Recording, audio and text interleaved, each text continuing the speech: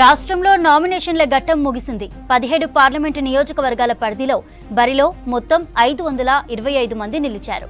మొత్తం 100 మంది నామినేషన్లు విత్డ్రా చేసుకున్నారు. అత్యధికంగా సికింద్రాబాద్లో 45 మంది బరిలో నిలిచారు. అత్యల్పంగా ఆదిలాబాద్లో 12 మంది బరిలో నిలిచారు. మరిన్ని డీటెయిల్స్ యాదగిరి అందిస్తారు. యాదగిరి, 17 లోక్సభ నియోజకవర్గాల పరిధిలో మొత్తం ఎంతమంది బరిలో నిలిచారు? ఇవాళ మధ్యాహ్నం 3 గంటలకు ఈ పార్లమెంటుకు సంబంధించిన ఈ నామినేషన్ల ఘట్టం ఇవాళ మధ్యాహ్నంతో 3 గంటలతో ముగిసిందనే చెప్పొచ్చు. మొత్తం మనకు 18 నుంచి 25 వరకు, నెల 18 నుంచి 25 వరకు నామినేషన్లు స్వీకరించారు. 26న ఈ స్క్రూటినీ చేశారు. ఆ తర్వాత 29 వరకు, అంటే ఇవాళ మధ్యాహ్నం 3 గంటల వరకు ఎవరైనా ఉపసంహరించుకునే వాళ్ళు ఉంటే ఉపసంహరణకు ఇవాళ మధ్యాహ్నం 3 గంటల వరకు టైం ఇచ్చారు. ఒక్కసారి మనకు ఈ నామినేషన్ లేచింది ఎంత, తర్వాత ఈ ఉపసంహరించుకున్నది స్కూట్లో ఎంత పోయింది, ఫైనల్గా ఎంత ఉన్నది అనేది ఒకసారి మీకు లెక్క చెప్పే ప్రయత్నం చేస్తాను నేను. మనకు మొత్తం ఈ 17 పార్లమెంటు నియోజకవర్గాలకు గాను 893 నామినేషన్లు దాఖలైనాయి.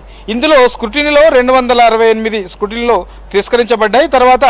ఆ తర్వాత ఫైనల్గా 625 నామినేషన్లు ఫైనల్ అయినాయి.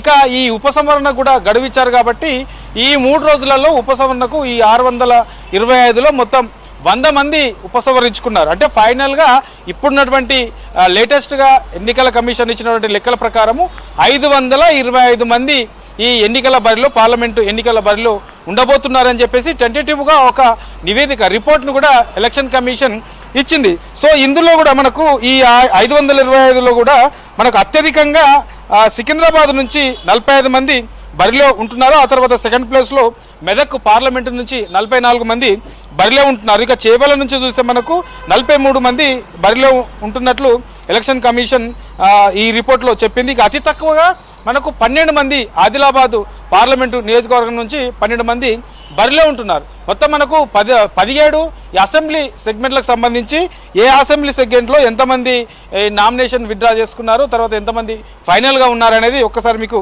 చెప్పే ప్రయత్నం చేస్తాను నేను. ఆదిలాబాద్ విషయానికి వస్తే ఇందాక చెప్పినట్లు మొత్తం 13 మంది నామినేషన్లు ఫైనల్ అయితే అందులో ఒకరు విత్డ్రా చేసుకున్నారు.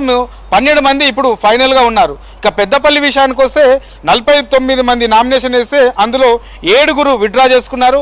42 మంది ఫైనల్గా బరిలో ఉన్నారు. ఇక కరీంనగర్ 33 మంది నామినేషన్ వేస్తే అందులో 5 విత్డ్రా చేసుకున్నారు.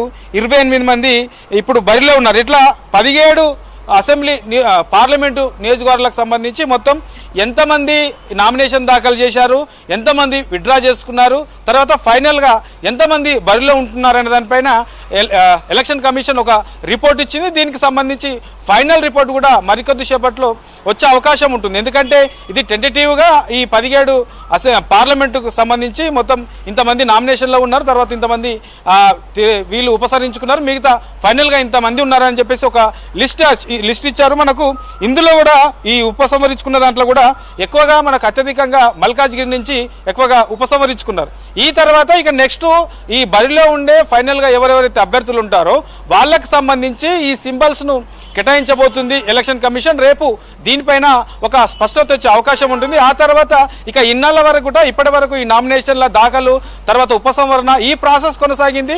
రేపటి నుంచి పూర్తి స్థాయిలో బరిలో ఎవరెవరైతే ఉంటారో వాళ్ళందరూ కూడా ఈ ఎలక్షన్ ప్రచారాన్ని మరింత స్పీడ్ పెంచే అవకాశం అయితే ఉంటుంది.